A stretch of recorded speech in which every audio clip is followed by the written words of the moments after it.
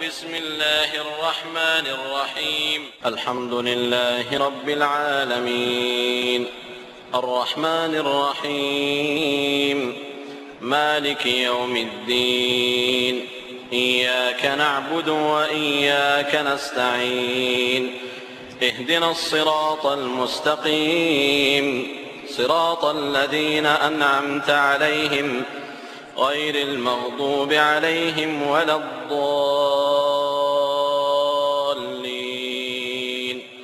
آمين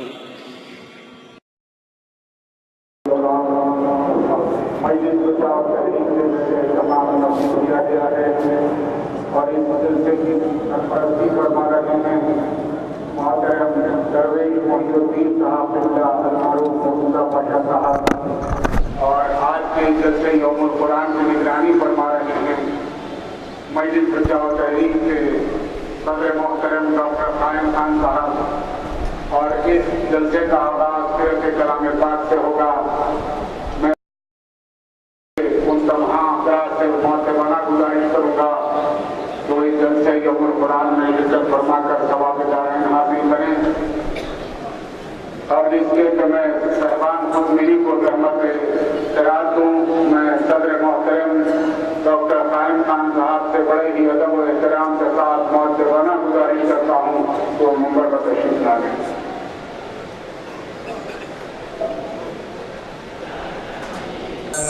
الرحمن الرحيم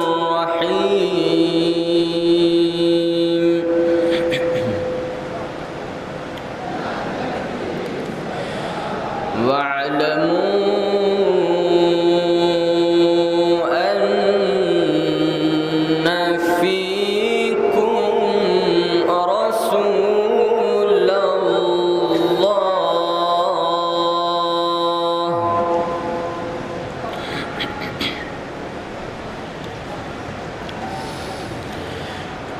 لو يطيعكم في كثير من الأمر لعنتم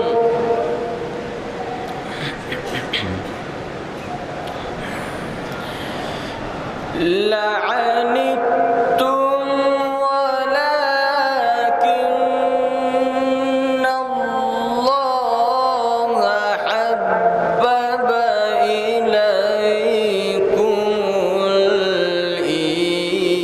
الإيمان وزينه في قلوبكم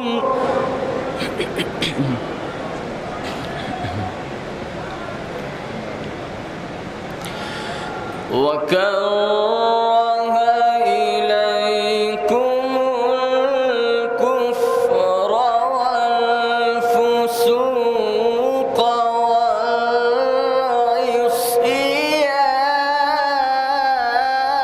والعصيان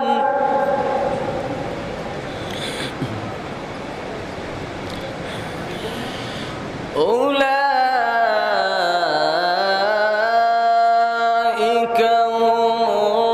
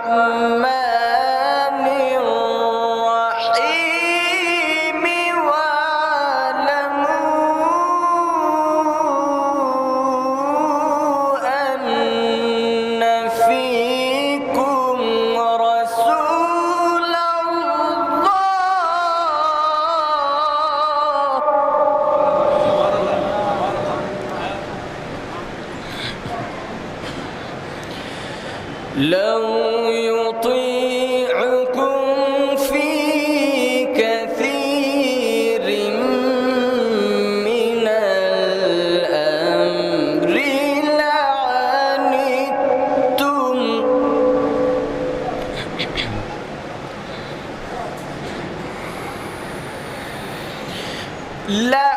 لعنتم ولكن الله حبب إليكم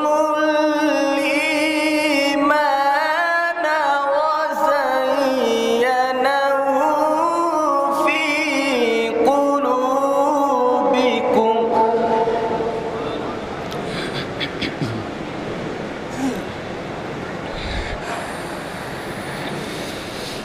وكره إليكم الكفر والفسوق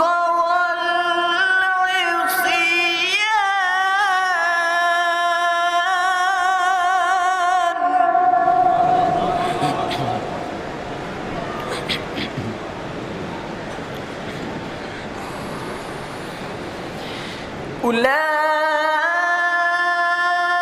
أولئك هم الراشدون فضلا من الله ونعمة والله عليم حكيم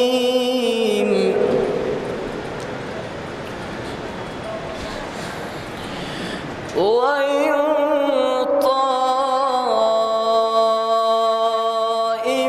طائفتان من المؤمنين اقتتلوا فأصلحوا بينهما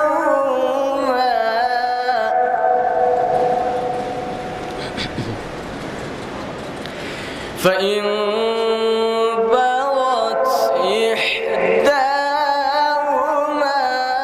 على الأخرى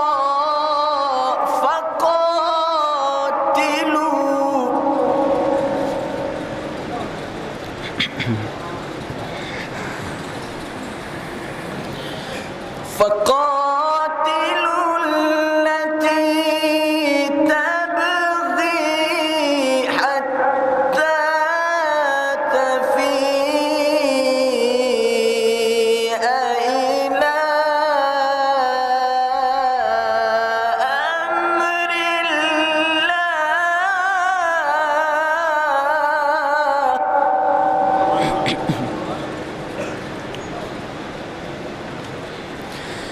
فإن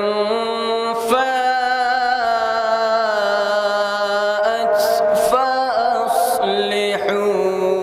بينهما بالعدل وأقسطوا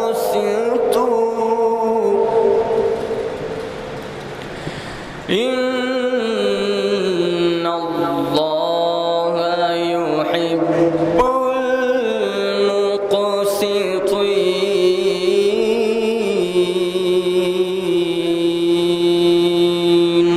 صدق الله العلي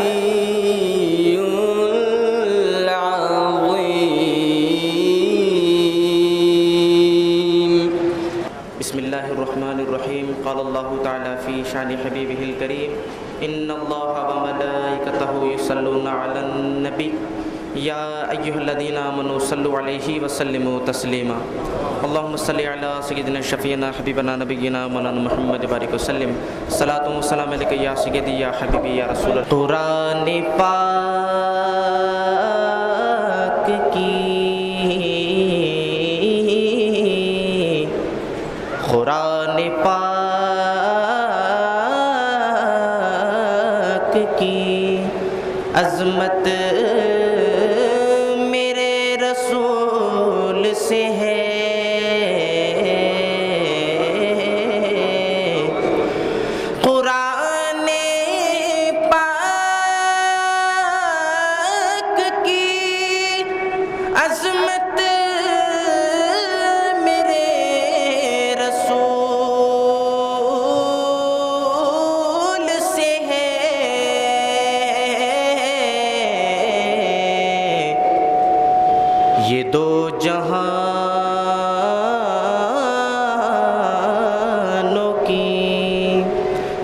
زینت میرے رسول سے ہے یہ دو جہانوں کی زینت میرے رسول سے ہے قرآن پاک کی بہار ہو کہ چمن یا گلوں کی خوشبو ہو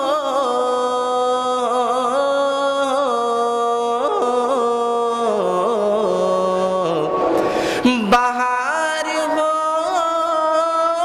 کہ چمن یا گلوں کی خوشبو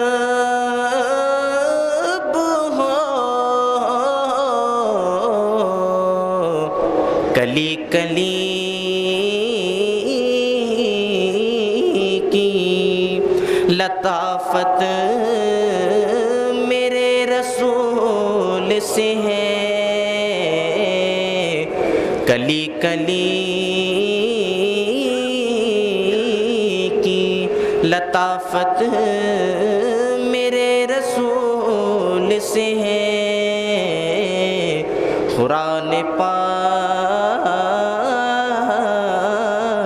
کی اسے لحد میں اندھیروں کا خوف نہ ہوگا کوئی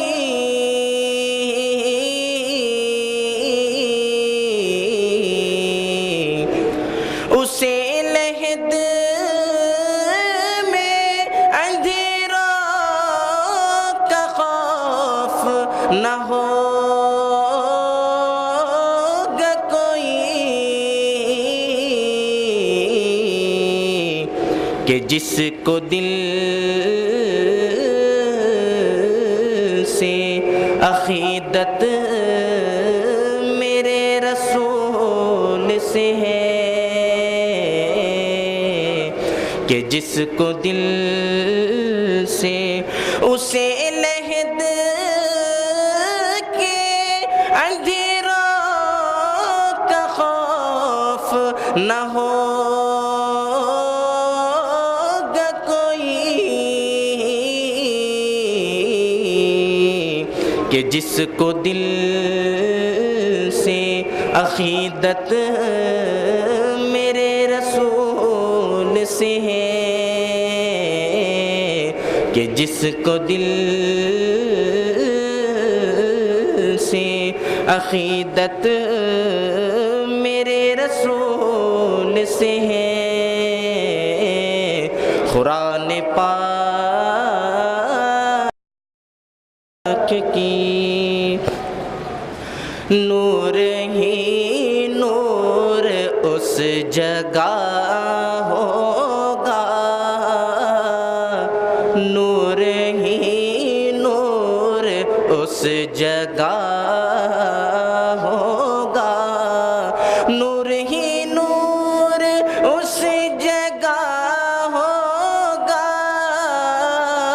نور ہی نور اس جگہ ہوگا جس جگہ ذکر مصطفیٰ ہوگا جس جگہ ذکر مصطفیٰ ہوگا رحمتوں سے وہ گھر بھرا ہوگا رحمتوں سے وہ گھر بھرا ہوگا رحمتوں سے وہ گھر بھرا ہوگا تذکرہ جس میں آپ کا ہوگا تذکرہ جس میں آپ کا ہوگا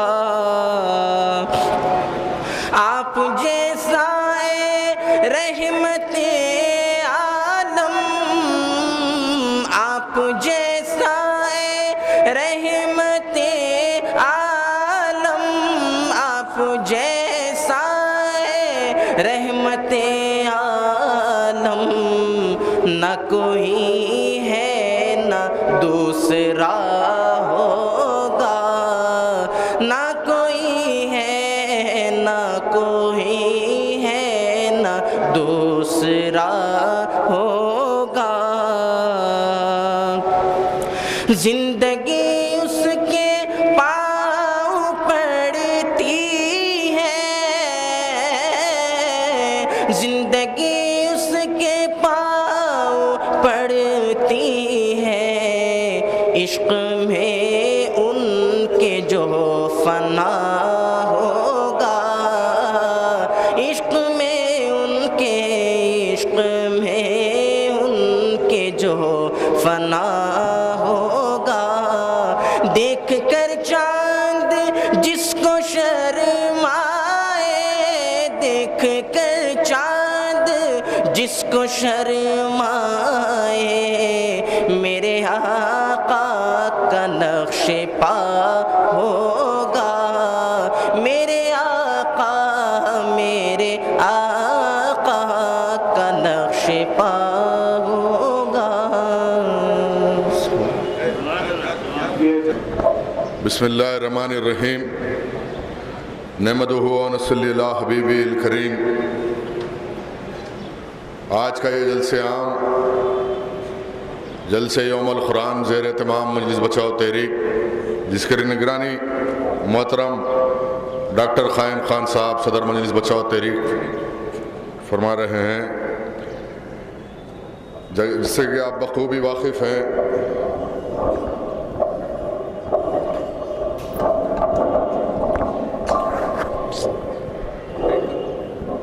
کہ آج آپ کے ہمارے درمیان میں ایک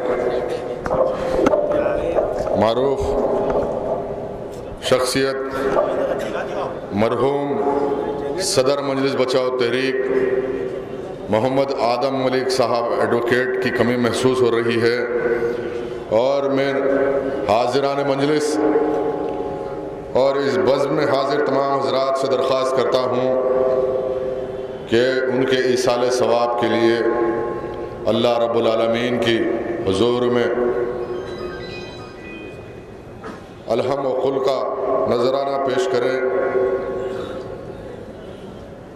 اور ان کی مغفرت کے لیے دعا فرمائیں۔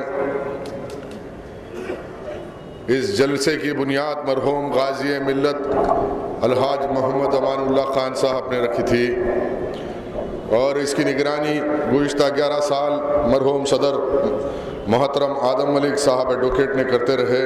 آج وہ ہمارے درمیان میں نہیں ہیں، اور زندگی کی یہ تلخ حقیقت ہے، زندگی ایک سفر ہے، اور اس سفر میں اللہ رب العالمین نے جس کے مقدر میں جتنا وقت لکھا، اس سفر کو اللہ کی رضا کے لیے گزارتے ہوئے اس دنیا سے، اس دار فانی سے رخصت ہونا ہے۔ اور جیسا کہ آپ تمام حضرات اس بات سے واقف ہیں کہ اللہ کی یہ مرضی رہی کہ اللہ رب العالمین نے انسانیت کی صلاح و فلاح کے لیے بے شمار نبی و رسول مبعوث فرمائے، اور جس ارواح پاک کو اللہ رب العالمین نے حاتب مثال سے تاج خلت پہنایا، تو اللہ رب العالمین نے ان کی طویل آزمائش بھی لی، اور سب سے آخر میں میرے اور آپ کے آقا حضور احمد مصطفیٰ محمد مصطفیٰ محمد عربی روحی فدا کملی والے مصطفیٰ صلی اللہ علیہ وسلم کا ارشاد گرامی ہے کہ جتنی آزمائش مجھ پہ آئی، نہ روز اول سے لے کر آج کی تاریخ تک، اور نہ صبح قیامت تک نہ کسی اور پہ آنے والی ہے، تو اے مسلمانوں، ہم وہ امت ہے اللہ رب العالمین نے اس نبی کی امت بنوایا کہ حیثیت سے پیدا کیا جس پہ آزمائش کے پہاڑ ٹوٹے گئے، اور قرآن مجید یہ اعلان کر رہا ہے قُلْ يَا أَيُّهَا النَّاسُ إِنِّي رَسُولُ اللَّهِ عَلَيْكُمْ جَمِيعًا،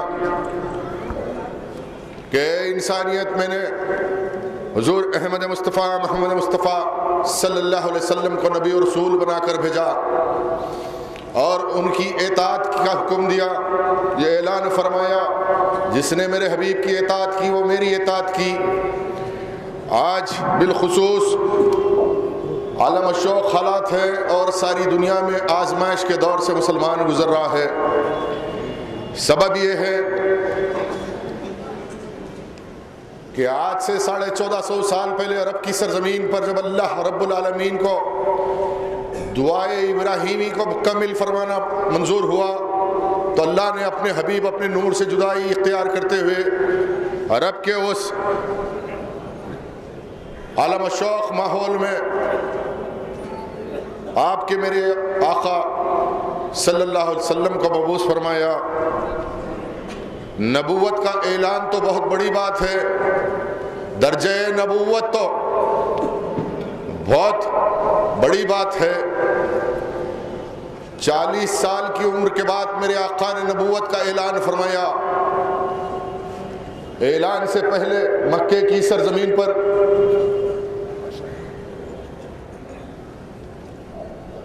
نگران کار جلسہ حضور علی مقام حضرت مرتضیٰ پاشا صاحب قبلہ تشریف فرما ہے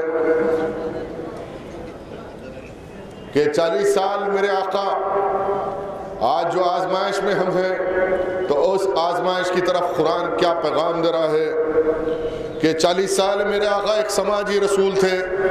مکے کی سرزمین پر ہر شخص یہ اعلان کر رہا تھا کہ محمد عربی صلی اللہ علیہ وسلم صادق الوعد الامین ہیں.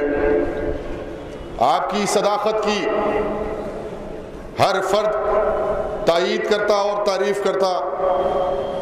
آپ وعدے کے پکے ہیں، امانت دار ہیں، لیکن اعلان نبوت کے بعد غار ہرا سے صبح قوم اتر کے آیا، ایک نسخے کیمیات لایا، اعلان فرمایا قولوا لا الہ الا اللہ تفلحون، کہو فلاح پا جاؤ گے کہ اللہ کے سوا کوئی لائق عبادت نہیں. اور اس کے بعد اسلامی تاریخ یہ بتاتی ہے کہ جو کل تک یہ اعلان کر رہے تھے کہ صادق الوعد الامین کا، سارے کے سارے مخالف ہو گئے. کوئی باقی نہیں تھا مکے کی سرزمین پر. اور پھر ایسے حالات میں اللہ رب العالمین یہ پیغام دے رہا ہے کہ اعلان نبوت، اور آج کے مسلمانوں کو یہ سوچنا ہوگا کہ اللہ نے جب حق کا اعلان کرایا تو سارا معاشرہ مخالف ہو گیا اور سارا معاشرہ یہ اعلان کرنے لگا کہ محمد عربی صلی اللہ علیہ وسلم عرب کے ماحول میں مکے کی سرزمین پہ انتشار برپا کر رہے ہیں. آج بات یہی ہے کہ حق کا ساتھ دو، اور ایسے میں قرآن اعلان کر رہا ہے قل یا ایھا الناس اتقوا اللہ قل ان صادقین، سچوں کے ساتھ ہو جاؤ. اللہ سے تقوی طلب کرو اور سچوں کے ساتھ ہو جاؤ.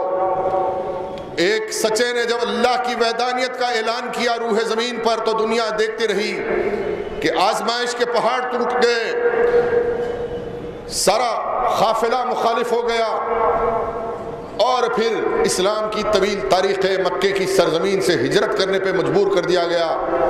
ارے مجبور کیا گیا نہیں، بلکہ جب منتقل ہو گئے مدینے کی سرزمین کو قیام پذیر ہو گئے، اس کے بعد اسی مہینے کے 17 رمضان کو حملہ کیا گیا. آج دنیا اقلیت و اکثریت کی بات کرتی ہے اور یہ بتاتی ہے کہ اکثریت طاقت ہے. دنیا یہ بتا رہی ہے کہ آج دولت طاقت ہے. دنیا یہ بتا رہی ہے کہ کسی کا ذہن طاقتور ہے. لیکن میدان بدر فتح مبین دنیا کو یہ پیغام دے رہا ہے کہ اسلام، آج جو الزامات لگائے جا رہے ہیں کہ اسلام اور اسلام کے ماننے والے دہشت گرد ہیں، دنیا میں سارے مسائل کا اگر کوئی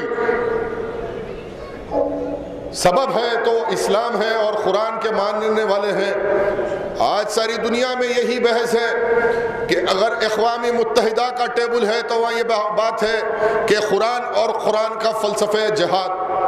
اگر امریکہ کے حاکم ہیں تو ان کے ٹیبل پہ یہ بات ہے کہ قرآن اور قرآن کا فلسفہ جہاد، دنیا کے ہر حاکم کے ٹیبل پہ آج الحمدللہ کوئی بحث ہے تو یہ فلسفہ جہاد ہے اور قرآن ہے، اور ہم ہیں کہ ہم اس قرآن کو نہیں جانتے اور قرآن کے فلسفہ جہاد کو نہیں جانتے۔ اور جب اس فلسفے میں بات کی جاتی ہے تو لوگ آشنا ہو کے کہتے ہیں کہ ایسی بات مت کرو کہ معاشرے کے اندر انتشار پیدا ہو جائے گا، سماجیت ختم ہو جائے گی۔ ارے اسی انسانیت کو قائم کرنے کے لیے اللہ رب العالمین نے قرآن میں فلسفہ جہاد کو اعلان فرمایا کہ وَجَاهِدُوا فِي سَبِيلِهِ لَعَلَّكُمْ تُفْلِحُونَ، کہ جہاد کرو اللہ کی راہ میں فلاح پا جاؤ گے۔ انسانیت کے چہرے کو تابندہ بنانے کے لیے، دنیا میں انصاف کو قائم کرنے کے لیے، دنیا میں مظلوم کے حق دکھانے کے لیے، دنیا میں ظالم کے خاتمے کے لیے، دنیا کے ظلم کو ختم کرنے کے لیے اللہ رب العالمین نے اپنے حبیب کے ذریعے اعلان فرمایا کہ وَجَاهِدُوا فِي سَبِيلِهِ لَعَلَّكُمْ تُفْلِحُونَ، جہاد کرو اللہ کی راہ میں فلاح پا جاؤ گے۔ آج بالخصوص مغربی تہذیب اور اس کے مسلم معاشرے پہ اثرات، طلاق کا مسئلہ، قرآن کہہ رہا ہے کہ نکاح کو آسان بناؤ، اور اسلامی شریعت پیغام دے رہی ہے کہ سادگی کے ساتھ اللہ سے رجوع ہو۔ نمازیں ضرور پڑھی جا رہی ہے، مدرسے ضرور بنائے جا رہے ہیں، مساجد کے مینار سجائے جا رہے ہیں، لیکن اخلاص کا فقدان ہے، جس اخلاص کو قرآن نے بیان کیا۔ قرآن نے اعلان فرمایا، سورہ فتح 26واں پارہ، محمد رسول اللہ والذین معہ اشداء علی الکفار رحماء بینہم، قرآن اعلان فرما رہا ہے محمد رسول اللہ صلی اللہ علیہ وسلم محمد اللہ کے بھیجے ہوئے نبی اور رسول ہیں۔ والذین معہ، اور ان کے ساتھی تم دیکھو گے کہ اشداء علی الکفار رحماء بینہم، آپس میں نرم دل اور کافر پہ سخت رہیں گے۔ لیکن معاشرے میں یہ بات ہے کہ ہم چھوٹی چھوٹی باتوں پہ آپس میں سخت دل ہو جاتے ہیں، اور سماجیت کے نام پر اسلام پہ حملہ کرنے والوں کے ساتھ نرمی کا رویہ اختیار کرتے ہیں۔ کیا یہ قرآن کی تعلیمات ہے؟ جب تک مسلمانوں کی زندگی شریعت کے محور پہ گردش کرتی رہی، مسلمان تخت و تاج کا مالک تھا۔ وہ کیا بات تھی وہ مسلمان میں کہ ایک گھوڑے کی برانہ پیٹھ پر بیٹھ کے کیسر و کسریٰ کی اس طاقتور حکومتوں کو ہلا دیا، کسر و کسریٰ کو فتح کیا۔ لیکن آج جب قرآن سے دور ہو گئے تو دنیا سے دور ہو گئے، اور مرحوم صدر مجلس اتحاد المسلمین و بانی مجلس اتحاد المسلمین قائد ملت مرحوم نواب بہادر یار جنگل رحمہ کی یہ تقاریر ہے کہ جو سیاست مسلمانوں کی ممبر رسول سے دور تو وہ دنیا سے دور ہو جائے گی۔ میں ہر اس سیاست کو جو ممبر رسول سے فیضیاب نہیں ہوتی اس کو سیراب کے مانند مانتا ہوں۔ اگر جب تک بانی مجلس اتحاد اور مسلمین قائد ملت کے اس پیغام کو نہیں سمجھا جائے گا تو یقیناً مسلمان دنیا میں نہ سماجیت پہ کامیاب ہوگا، نہ سیاست میں کامیاب ہوگا، بلکہ ہر دنیا کے ظالم کے ظلم کا نشانہ بنے گا۔ آج وقت اور حالات کا تقاضا ہے کہ اسی مہینے میں معرکہ بدر اور آزمائش کی بات کہ ہم اس طرح پریشان ہیں، عرص حیات کو تنگ کیا جا رہا ہے ساری دنیا میں، کہیں القاعدہ کے نام پر ہم پہ حملہ کیا جاتا ہے تو کہیں ہندوستان میں انڈین مجاہدین کے نام پہ حملہ کیا جاتا ہے کہ ہم انڈین مجاہدین ہیں، کہیں فلسفے تیار کیے جاتے ہیں، سازشیں تیار کیے جاتے ہیں، اور ذرائع ابلاغ کے ذریعے یہ پیغام دیا جا رہا ہے کہ یہ داڑھی رکھنے والا مسلمان دہشت گرد ہے، سجدے کرنے والا مسلمان دہشت گرد ہے، یہ دل میں قرآن بسائے ہوا یہ حفاظ دہشت گرد ہے، اور ایک چہرے کو پیش کیا جا رہا ہے کہ ہم دہشت گرد ہیں۔ اب سوال یہ ہے کہ دہشت گرد دنیا میں کون ہے؟ تو میدان بدر یہ پیغام دیتا ہے کہ ہم حملہ کرنے کے لیے نہیں نکلے تھے۔ میرے آقا مدینے میں تشریف فرما تھے، اطلاع ملی کہ کفار مکہ ابو جہل کی صدارت و قیادت میں ہزاروں کا لشکر لیے مکے پہ حملہ کرنے گیا۔ آج جو دہشت گردی کی بات کرنے والے میدان بدر کے مقام کو اگر تعین کریں کہ مدینے اور مکے کے درمیان کا راستہ ماپ لو، کیا اہل مکہ کفاران مکہ میدان بدر حملہ کرنے کے لیے آئے تھے، اور آقا دو جہاں صلی اللہ علیہ وسلم اپنے 313 مجاہدین کو لے کر جو سفر طے کرے وہ آنے والا سفر زیادہ تھا یا دفاع کرنے والوں کا سفر زیادہ تھا، تو پتہ یہ چلتا ہے کہ جتنے قدم ابو جہل نے حملے کے لیے کیے تھے دفاع کے لیے اس سے زیادہ قدم نہیں، بلکہ آدھا راستہ بھی طے نہیں ہوا تھا۔ میدان بدر میں معرکہ ہوا، میرے آقا میدان بدر میں اترے اور اللہ کے حضور میں سجدہ ریز ہو گئے کہ اللہ یہ 313 مجاہدین کا لشکر تیرے ماننے والے اگر آج یہ ختم ہو جائیں گے تو صبح قیامت تک تیرا نام لینے والا باقی نہیں رہے گا۔ تو اللہ رب العالمین نے اپنے حبیب کے سجدے کی لاج رکھی، تو دنیا آج دیکھتی ہے کہ اقلیت و اکثریت کا فلسفہ صبح قیامت تک ختم ہو گیا، فلسفہ دنیا میں باقی ہے تو حق و باطل کا معرکہ باقی رہے گا صبح قیامت تک۔ میدان بدر سے لے کے میدان کربلا سے لے کے صبح قیامت تک اگر کوئی معرکہ ہے ہم میں اور ان میں ہے تو حق اور باطل کے مقابلے کے سوا کچھ مقابلہ دنیا میں نہیں ہے۔ جو حق ہے وہ طاقت ہے، جو طاقت ہے وہ دنیا میں حق نہیں ہو سکتی۔ یہ میدان بدر میں اللہ رب العالمین نے اپنے حبیب کی اس سپہ سالاری کے ذریعے پر پیغام دیا۔ میدان بدر میں میرے آقا سجدہ ریز ہے اور پیرے پہ سرکار ابوبکر صدیق رضی اللہ تعالیٰ عنہ کھڑے ہیں، صحابی اکرام پریشان ہیں کہ اب کیا ہونے والا ہے، لشکر جرار ہتھیار سے لیس آ رہا ہے اور ہمارے پاس کچھ نہیں ہے، کسی کے پاس تلوار ہے تو کسی کے پاس بیان ہے، کسی کے پاس ٹوٹی پھوٹی لکڑی ہے تو کسی کے پاس اگر لنگڑا گھوڑا ہے تو کسی کے پاس ایک اونٹ ہے، اور کوئی سواری پہ ہے تو کوئی بے سر و سامانی میں، کوئی بغیر سواری کے میدان بدر میں آئے۔ یہ کیا ہے؟ یہ اللہ پہ کامل یقین اور اپنے امیر کی اطاعت کا پیغام دے رہا ہے کہ اللہ رب العالمین تمہارا محافظ ہے۔ اللہ پیغام دے رہا ہے کہ میدان بدر فتح مبین 17 رمضان روزے کی حالت میں مسلمان میدان میں آئے اور پھر بتایا دنیا کو کہ اقلیت و اکثریت کے فلسفے کو ختم کر دیا۔ ہیرا سے صبح قوم اکیلے تنہا اتر کے آئے، پیغام لائے۔ آج دنیا میں الحمدللہ 150 کروڑ مسلمان ہیں اور یہ 150 کروڑ کا سلسلہ چلتے رہے گا۔ صبح قیامت میں یہ حالت رہے گی کہ جب اللہ قیامت لائے گا تو مسلمانوں کی تعداد رہے گی، لیکن پھر وہاں ہے کہ قیامت اس دن آئے گی کہ ایک تعداد تو مسلمانوں کی رہے گی، نام لینے والا عمل اور اخلاص کے ساتھ کوئی مسلمان باقی نہیں رہے گا۔ لیکن میدان بدر میں میرے آقا میدان میں سپہ سالار کی حیثیت سے آئے تو جہاد کا فلسفہ یہ پیغام دے رہا ہے کہ 3 گھیرے ڈالے۔ میرے آقا کے ہاتھ میں ایک لکڑی تھی جس کو استن عدنانہ کہا جاتا تھا۔ 3 گھیرے ڈالے، اعلان فرمایا کہ پہلے گھیرے پہ ابو جہل مرے گا، دوسرے گھیرے پہ عتبہ مرے گا، تیسرے گھیرا ڈال کر اعلان فرمایا شہبہ مرے گا۔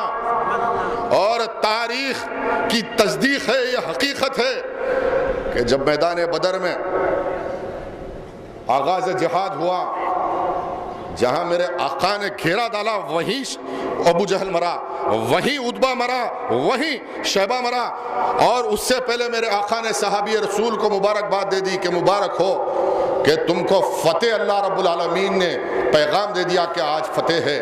بتاؤ دنیا کا کوئی ایسا کمانڈر، کوئی ایسا جنرل ہے کہ جنگ ہونے سے پہلے جنگ کے فیصلے سنا دے؟ ارے یہ کائنات کا سب سے بڑا کمانڈر تھا جس نے جنگ ہونے سے پہلے جنگ کے نتائج دنیا کو سکھا دیے، پیغام دے دیا کہ قولوا لا الہ الا اللہ تفلحون، کہ اللہ کے سوا کوئی لائق عبادت نہیں۔ جو اللہ عرش پہ فیصلہ کرتا ہے اس فیصلے کا مقابلہ دنیا کی کوئی طاقت نہیں کر سکتی۔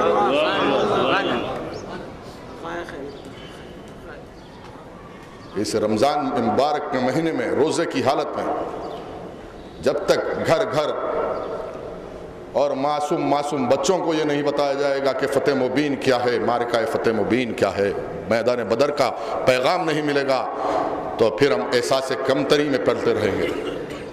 یہ احساس کمتری آج سارے ہندوستان میں بالخصوص یہ پھیلائی جا رہی ہے کہ ایسا ہونے والا ہے، مساجد شہید کر دیے جائیں گے، شریعت محمدی میں مداخلت کی بات کی جا رہی ہے۔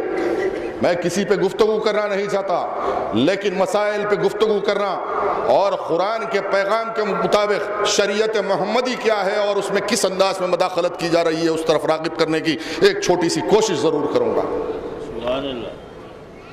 ہندوستان میں شاہ بانو کا کیس ہوا، کامن سول کوڈ کی سارے ہندوستان میں گونج اٹھی کہ کامن سول کوڈ بنایا جائے۔ طویل تاریخ ہے ہندوستان کی آزادی اور آزادی میں میرے اسلاف کا رول۔ ہندوستان میں کس نے نعرہ دیا تھا؟ ارے ہندوستان آزاد ہوا تو فلسفے جہاد کی بنیاد پہ تمہاری آبروؤں کو ہم نے حفاظت کی۔ حضرت ابو فضل خیر آبادی کی شکل میں جب ہندوستان میں انگریزوں کے خلاف ہم نے جہاد کا نعرہ دیا، ارے تمہارے پاس تھا کیا؟ کچھ نہیں تھا، ٹماٹے بٹاٹے کھاتے پتے بن کے پھرتے، ہم نے انسانیت دی، ہم نے تم کو جینے کا سلیقہ دکھایا۔ آج ہم کو یہ کہہ رہے ہیں کہ ہندوستان میں ہم دہشت گرد ہیں۔ تمہاری عزت و آبری انگریزوں کے زنجیروں میں پھنسی تھی، ہم نے تم کو راحت دلائی، اور ہم سے کہا جا رہا ہے کہ مسلم پرسنل لا بورڈ، مسلم پرسنل لا میں مداخلت کی جائے گی۔ شاہ بانو کا مقدمہ چلا ہندوستان میں تو مسلم پروٹیکشن اور مینٹیننس بل آئی۔ اسلامی شریعت یہ اعلان کر رہی ہے کہ طلاق کے بعد مرد بھی آزاد، عورت بھی آزاد۔ اس کا طریقہ کار بھی بتا دیا گیا، نان نفقہ دے دیا گیا، مہر دے دی گئی، دونوں بھی آزاد۔ دنیا کی سائنس کی بات کرنے والے آج نیو ورلڈ آرڈر، ہم نے لاسٹ ورلڈ آرڈر کی بات کہہ دی۔ میرے آقا نے دنیا میں ایک ورلڈ آرڈر لایا جس کا نام اسلام ہے۔ صبح قیامت تک یہ اسلامی ورلڈ آرڈر جو ہے اس کا کوئی تقابل نہیں کر سکتا، کوئی نیم البدل پیدا نہیں کر سکتا، کوئی یہودی نیو ورلڈ آرڈر نہیں لا سکتا۔ دنیا میں کتنے ازم آئے، سوشلزم آیا، کمیونزم آیا، ہر ازم آئی ختم ہو گئی، یہ نیو ورلڈ آرڈر ازم بھی ختم ہو جائے گی۔ اسلام کا جو نظریہ انتخاب ہے، انسانیت ہے، جو پیغام انصاف ہے، صبح قیامت تک یہی رہنے والا ہے۔ کوئی نیو ورلڈ آرڈر کامیاب نہیں ہو سکتا۔ سبحان اللہ، سبحان اللہ، حقیقت۔ میں توجہ اس لیے کہ آج معاشرے میں طلاق کا مسئلہ،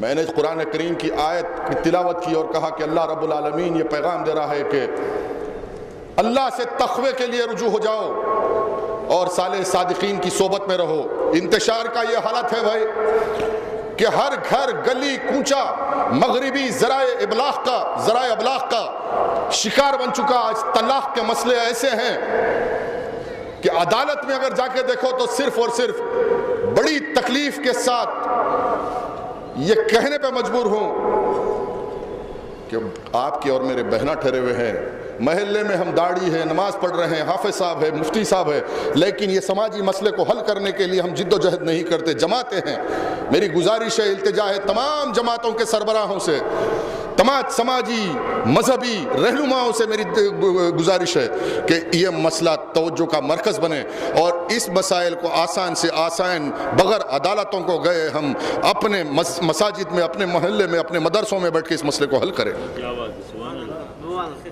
اس لیے کہ یہاں کی حکومت تو بڑی پاپی ہے۔ 60 سال میں ہم نے ہندوستان کو کیا دیا کیا نہیں دیا؟ ارے سب سے بڑی بات تو آزادی ہم نے دی۔ سائمن گو بیک کا نعرہ ہم نے دیا نا۔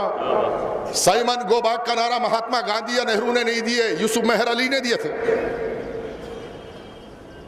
آج طلاق کے مسئلے کو لے کر ہندوستان میں تماشا مسایا جا رہا ہے کہ خواتین کے حقوق نہیں دیے جاتے۔ اسلامی شریعت میں خواتین کے حقوق کو دبا دیا جا رہا ہے اور کچھ مسلم خواتین کو گمراہ کرتے ہوئے ان کو اپنے ہتھیار بناتے ہوئے ذرائع ابلاغ ٹی وی چینلوں کے ذریعے بتایا جا رہا ہے اور اس کے ذریعے یہ پیغام دیا جا رہا ہے، مسلم خواتین کو ورغلایا جا رہا ہے، گھروں میں ذہن کو خراب کیا جا رہا ہے کہ مسلم معاشرے میں اسلامی شریعت کے مطابق خواتین کے حقوق نہیں لیا سکتے۔ اسلامی شریعت نے قوانین اور حقوق کی بات، میرے آقا کی 25 سال کی کنواری زندگی تھی،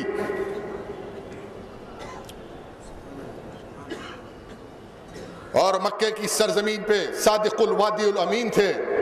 ہر قبیلہ یہ چاہتا کہ محمد عربی سے ہمارے گھر کی نسبت ہو جائے، ہر قبیلہ چاہتا کہ محمد عربی صلی اللہ علیہ وسلم سے، ابھی نبوت کا اعلان نہیں ہوا تھا لیکن رحمت کا تقاضا تھا کہ میرے آقا نے ایک شوہر سے نہیں، دو شوہر سے، مطلقہ، کفالت کی محتاج ایک خاتون ام المومنین بی بی خدیجہ الکبریٰ رضی اللہ تعالیٰ عنہا سے نکاح فرما کے دنیا کو یہ پیغام دیا خواتین کے حقوق کیا ہے۔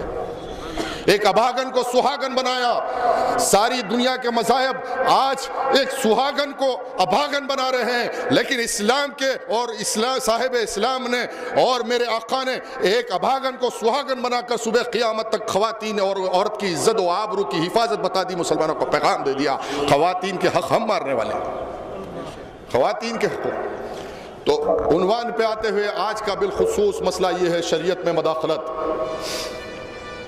مینٹیننس۔ اسلام اور شریعت یہ کہہ رہی ہے کہ طلاق کے بعد نہ نفقہ دے دے، مہر دے دے، عورت بھی آزاد مرد بھی آزاد، لیکن اب مینٹیننس کے کیسز چلائے جا رہے ہیں اور ذمہ داران ملت خاموش ہیں، جبکہ ہندوستان کے آرٹیکل 14 کے تحت ہم کو مذہبی اختیار ہے ہمارے شریعت پرسنل لا پہ چلنے کا، آج شریعت میں مداخلت کی بات کی جا رہی ہے۔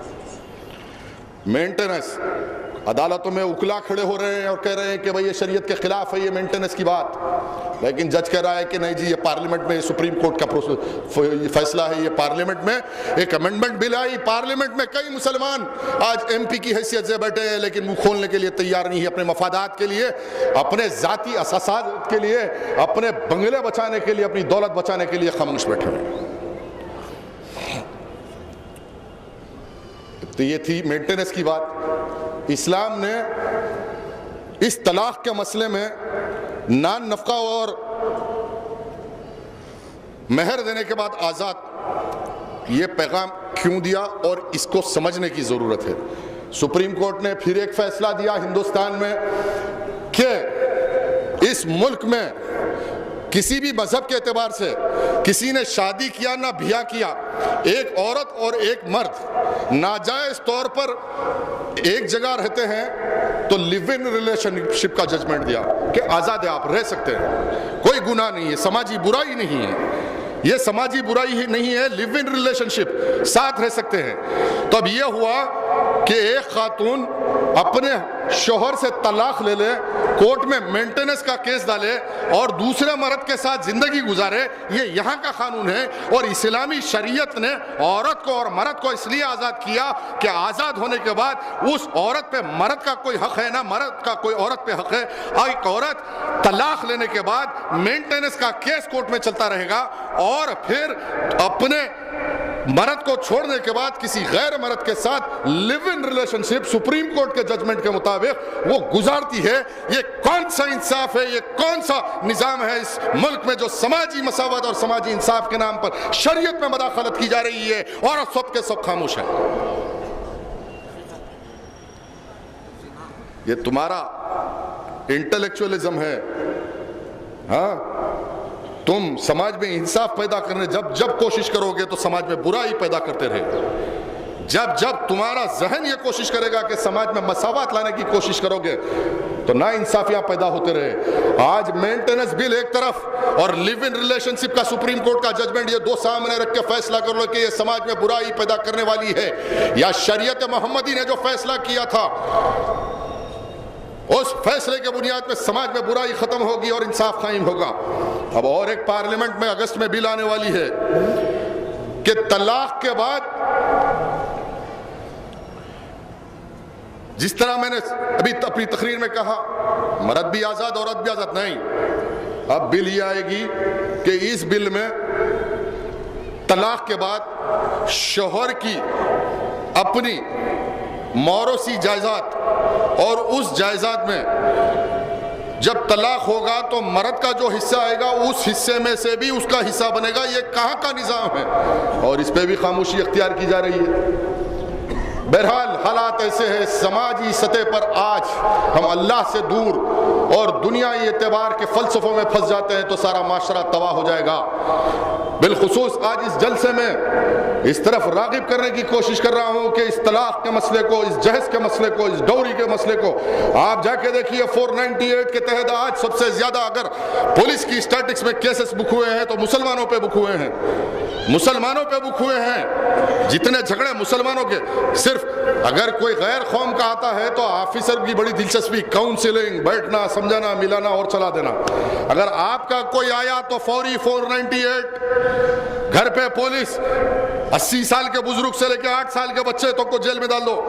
تو ہم اپنا دفاع کرنا ہے تو اپنی صفوں میں اخلاص کے ساتھ اصلاح کرنے کی طاقت پیدا کرنا ہوگا، جب یہ مسائل حل ہوں گے۔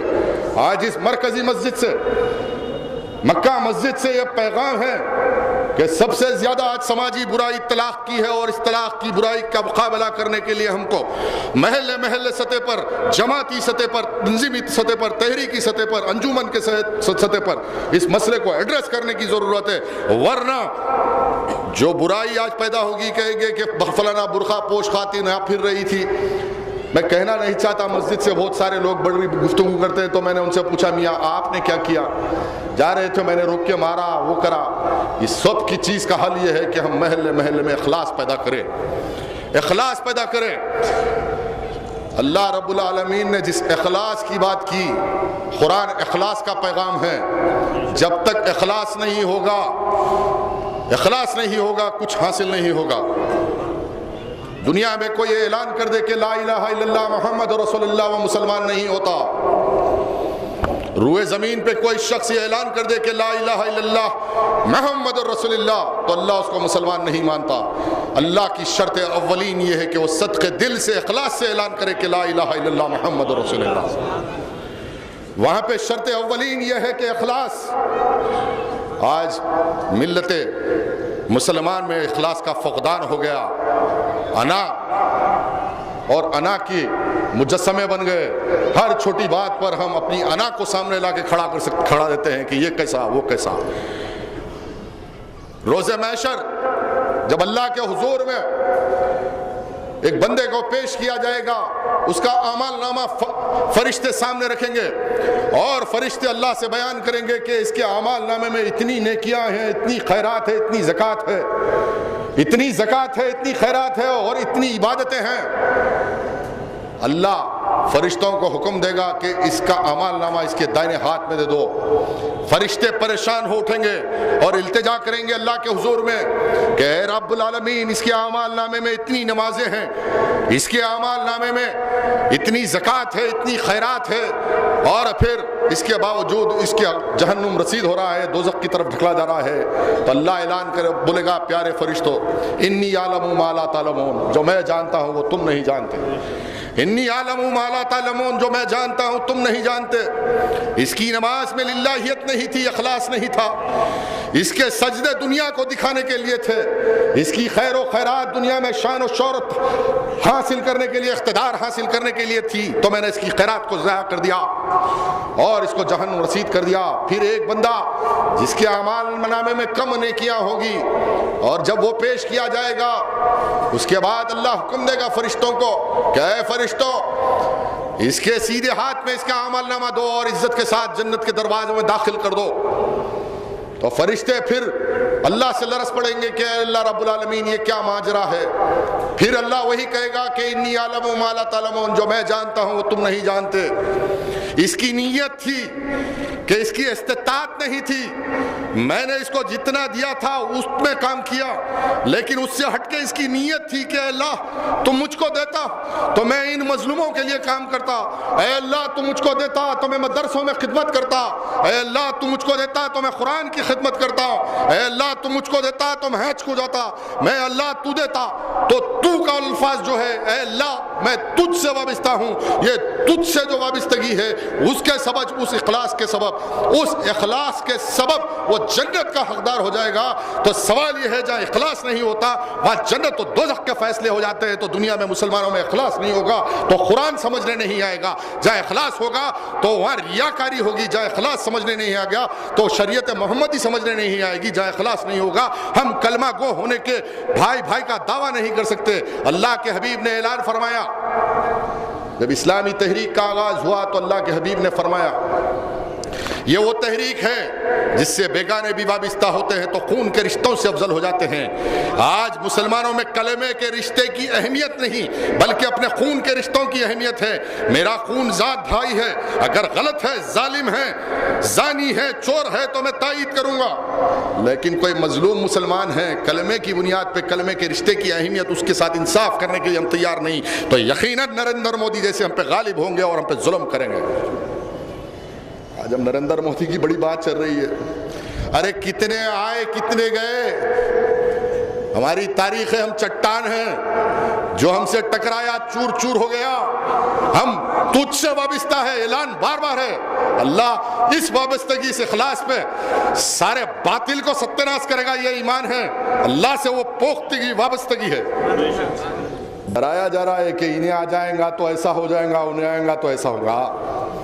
ٹھیک ہے، بابری مسجد کو شہید کرنے نکلے تھے نا، کار سیوا کے نام پہ پورے ہندوستان میں دھوم دھوم مچائے۔ ارے جس کو سر کا تاج بنا کے یہ لے کے پھرے تھے، ان کی تہذیب ہے اس کے گھر پہ چپل مارے، اور کیا چاہیے؟ اللہ دکھا رہا ہم تو مظلوم ہے، کمزور ہے، تجھ سے رجوع ہے۔ جب تو انصاف کرتا ہے پروردگار تو اڈوانی کے گھر پہ وہی سنگ پریوار والے حملہ کرتے ہیں اور بتاتا ہے دیکھ میری قدرت ہے، یہ میری قدرت ہے۔ نہ گھبراؤ مسلمانوں، نہ گھبراؤ مسلمانوں، خدا کی شان باقی ہے، نہ گھبراؤ مسلمانوں، خدا کی شان باقی ہے، ابھی اسلام زندہ ہے، قرآن باقی ہے۔ یہ کافر کیا سمجھتے ہیں جو اپنے دل میں ہنستے ہیں، ابھی کربلا کا آخری میدان باقی ہے۔ انہیں آیا تو ہم ڈر جاتے ہیں، انہیں آ رہا ہم ڈر رہے، روز ٹی وی چینلوں میں ڈیبیٹ، سینسس ہو رہا، پرسنٹیج بتا رہے۔ ٹھیک ہے، میدان بدر سے لے کے صبح قیامت تک ہم اقلیت میں رہ کے ہی جیتے، ہندوستان میں غالب ہوں گے، غالب ہوں گے، اسلام غالب ہوگا۔ وَلَا تَهْنُوا وَلَا تَحْزَنُوا وَأَنْتُمُ الْأَعْلَوْنَ إِن كُنتُم مُؤْمِنِينَ، قرآن کہہ رہا ہے مسلمانوں سمجھو، غالب ہونا ہے۔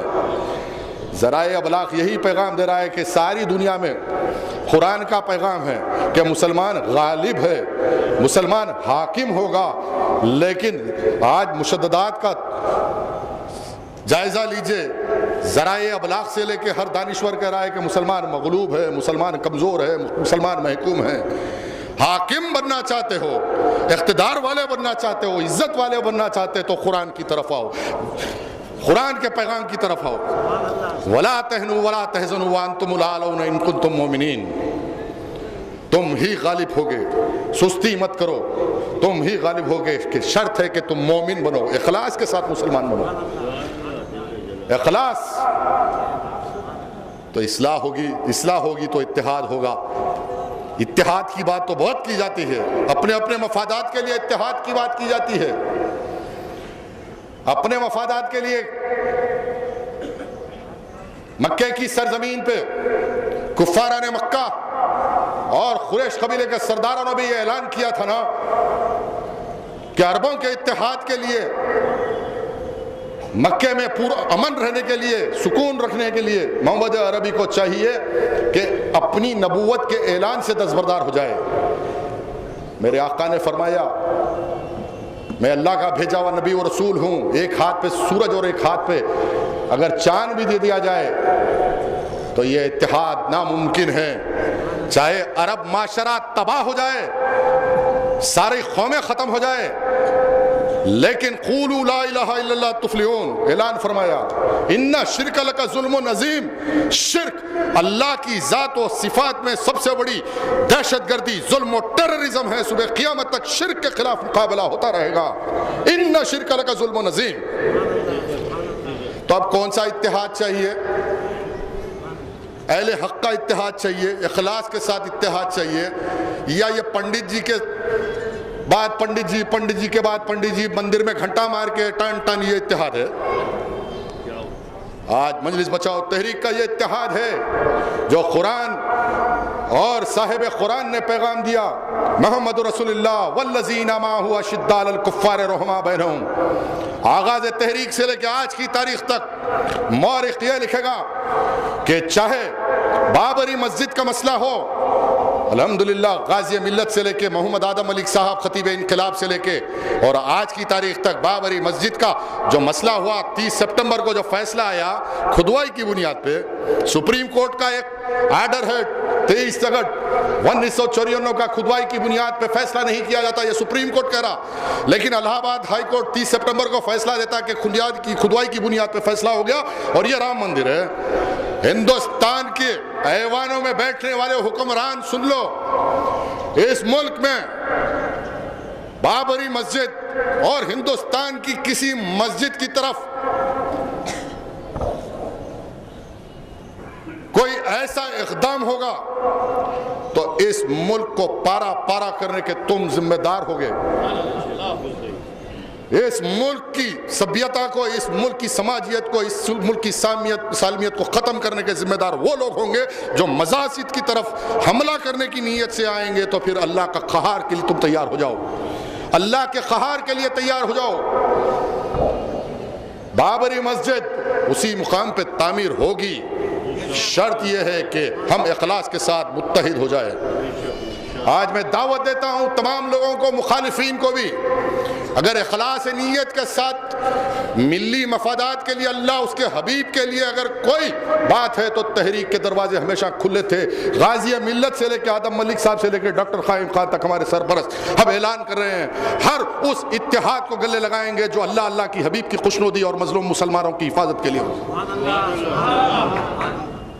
फिर एक बार ऐलान कर रहा हूँ, रोज़े महशर ये मुसलमान गवाह रहेंगे और मैं अल्लाह के हुजूर में भी ये इखलास के साथ हाथ जोड़ के यही कहूँगा कि मौला, मैं तो मिल्लत के मजलूम उस बेसहारा मुसलमानों के मफादात के लिए, मेरे असलाफ ने जिस जमात को बनाया था उस जमात की बखा के लिए, उस जमात में इस्लामी निज़ाम को क़ायम करने के लिए, तेरे हबीब की शरीयत के मुताबिक, शरीयत के महवर पर उस जमात को गर्दिश करने के लिए मैं मक्का मस्जिद के उस मेंबर से दावत देता रहा कि इखलास के साथ आओ मैदान में। इखलास नहीं अना की बुनियाद पे बात की जाएगी तो फिर फैसला मैदान में होगा। फिर फैसला मैदान में होगा। मुसलमानों याद रखो, हम पीठ दिखा के भागने वाले नहीं। जालिम को घर को छोड़ के आने की जिम्मेदारी ये हमारे असलाफ की तारीख है और उसका तसलसल बाकी रहेगा। चाहे नरेंद्र मोदी हो या एल के अडवाणी हो या बाल ठाकरे हो या जो भी हो, जालिम को घर को छोड़ के आने की जिम्मेदारी 1450 साल की तारीख है हमारी। हम जालिम को घर को छोड़ के आएंगे।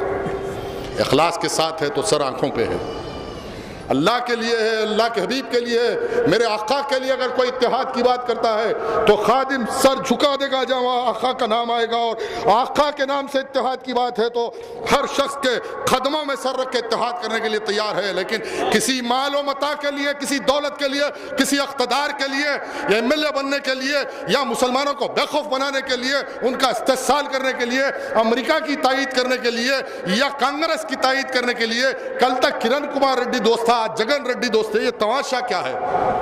ये तमाशा क्या है?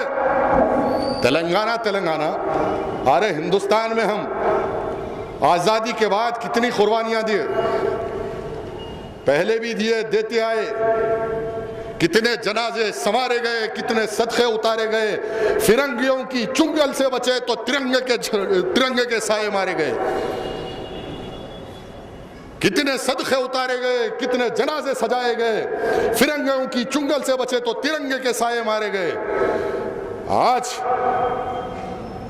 आने वाले हालात की पेश नज़र रखते हुए तहरीक की एक जिम्मेदारी मुकम्मल हो गई कि इखलास के साथ जो बात है, सदर मोहतरम डॉक्टर क़ाइम खान साहब तशरीफ़ फरमा हैं, हम अमीर की इताअत करते हैं इस्लामी निज़ाम और इस्लामी पैगाम की बुनियाद पे। कल आदम मलिक साहब मरहूम सदर थे तो इस शहर में हमने बेहतरीन मिसाल पेश की अपनी अमीर की इताअत कैसी की जाती। इंशाअल्लाह डॉक्टर क़ाइम खान साहब को हमने अमीर बना लिया तो डॉक्टर क़ाइम खान साहब की इमारत में हम वैसी ही पैरवी करेंगे और तहरीक की जिद्दोजहद को बाकी रखेंगे। ये मिल्लत मजलूमा का मरकज़ है ना।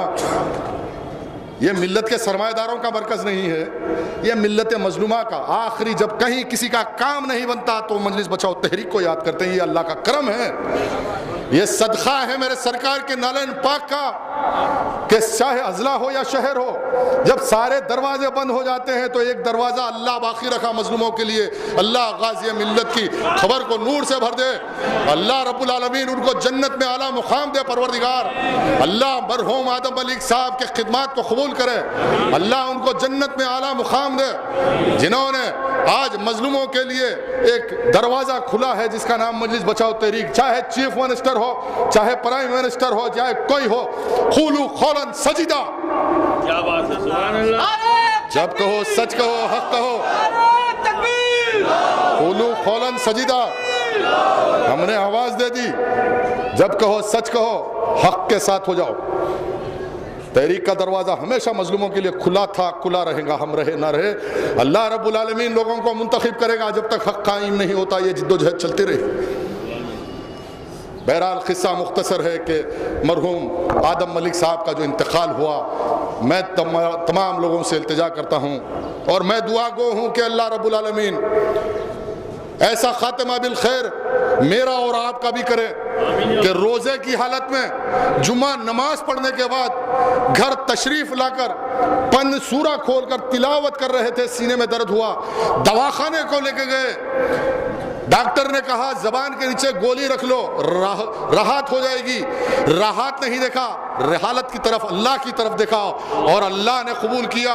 ایسی موت جو تاریخی موت ہے، 2 رمضان جمعہ کا دن روزے کی حالت میں اور 4 رمضان مرحوم غازی ملت امان اللہ خان، اس تحریک کو اللہ کا اس سے بڑا انعام و اکرام کیا چاہیے کہ اللہ راضی ہے اس تحریک سے، اللہ اس تحریک پہ مہربان ہے۔ تحریک کے ان قائدین کو اس عزت و احترام سے اللہ نے بلایا کہ آج دنیا دیکھ رہی ہے کہ نیکی کی اگر چہرہ دیکھنا ہے تو ان کی دنیا فانی سے گزر جانا ہے۔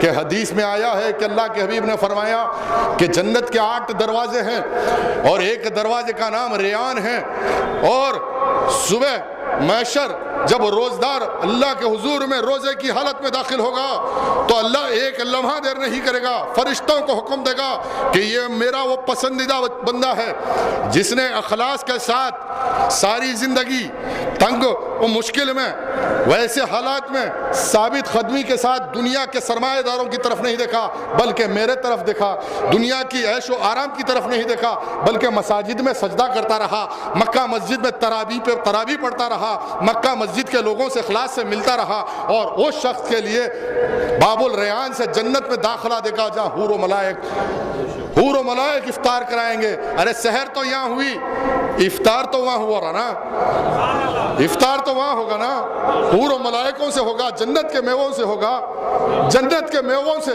اس کے لیے اخلاص پیدا کرنا ہوگا، بغیر اخلاص کے ایسا معاملہ اللہ کرنے والا نہیں۔ ایک شخص سے میری درخواست سے التجا ہے کہ دل میں اخلاص پیدا کر لیجئے، اور ہر مسلمان کلمہ گو بھائی سے زیادہ افضل آپ کا کسی سے رشتہ نہیں ہے۔ کوئی رشتہ اہمیت کا ہے آپ کے میرے درمیان تو لا الہ الا اللہ محمد رسول اللہ۔ کوئی غریب اور امیر، کوئی طاقتور کوئی کمزور نہیں، بلکہ کلمہ گو بھائی یہ حق پہ ہے تو میں اس پہ قربان ہو جاؤں گا، اس کے لیے میرا سینہ پیش کروں گا اور اللہ کو راضی کرنے کے لیے اخلاص کے ساتھ میں پیش آؤں گا۔ آج کا مکمل پیغام یہ ہے کہ یہ جوڑے گھوڑے دہس کی لعنت سے مسلم معاشرے کو بچنا ہوگا۔ یہ جو انتشار بن رہا ہے اور اس سے جو بے عزتی مسلمانوں کی ہو رہی ہے اس طرف ہم کو راغب ہونا ہوگا۔ دوسری طرف اخلاص کے ساتھ اللہ نے جو دیا اس مہینے میں مظلوم مستحق کی طرف راغب ہو جاؤ، راغب ہو جاؤ۔